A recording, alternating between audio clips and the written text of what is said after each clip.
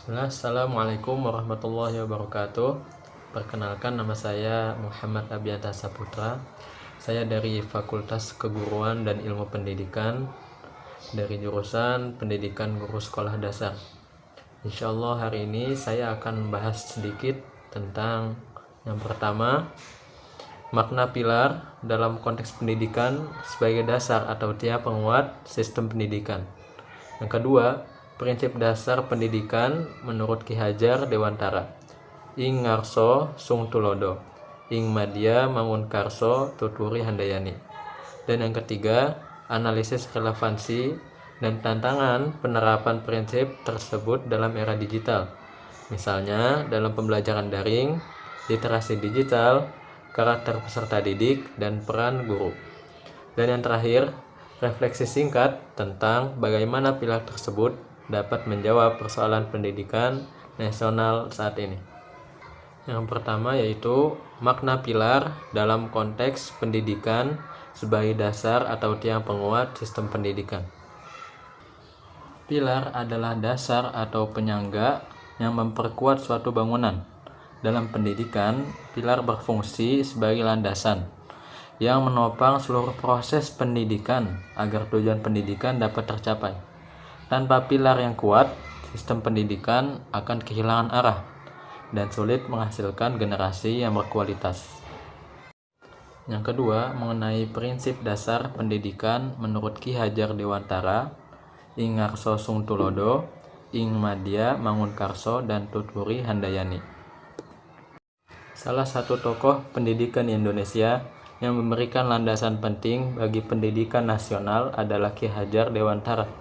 Beliau mengemukakan 3 prinsip pendidikan yang terkenal, yaitu ing ngarso sung tulodo, ing madya mangun karso, dan tuturi handayani. Prinsip yang pertama, ing ngarso sung tulodo, berarti di depan memberi teladan. Guru dan orang tua harus menjadi contoh yang baik bagi peserta didik dalam sikap, perilaku, dan karakter.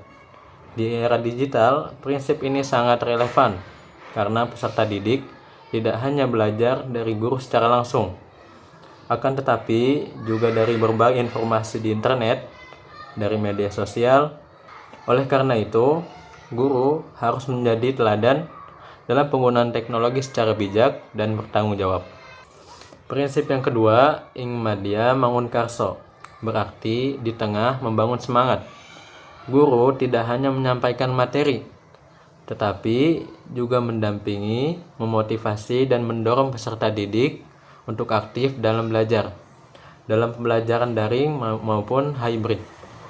Guru perlu menciptakan suasana belajar yang interaktif agar peserta didik tetap termotivasi dan tidak merasa bosan. Prinsip yang ketiga, tuturi handayani, berarti di belakang memberi dorongan. Guru memberikan kesempatan kepada peserta didik untuk berkembang sesuai potensi mereka, sambil tetap memberikan dukungan dan arahan. Di era digital, peserta didik memiliki akses yang luas terhadap sumber belajar. Guru berperan sebagai fasilitator yang membimbing siswa agar mampu memilih informasi yang benar dan memanfaatkannya secara positif. Yang ketiga, analisis relevansi dan tantangan penerapan prinsip tersebut dalam era digital, misalnya dalam pembelajaran daring, literasi digital, karakter peserta didik, dan peran guru. Penerapan ketiga prinsip tersebut menghadapi berbagai tantangan. Salah satunya adalah rendahnya literasi digital pada sebagian peserta didik.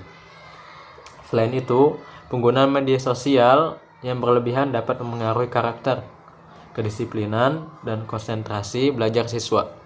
Tantangan lainnya adalah kesenjangan akses teknologi di berbagai daerah yang menyebabkan tidak semua peserta didik memperoleh kesempatan belajar yang sama. Meskipun demikian, pilar-pilar pendidikan Ki Hajar Dewantara tetap relevan untuk menjawab berbagai persoalan pendidikan nasional saat ini.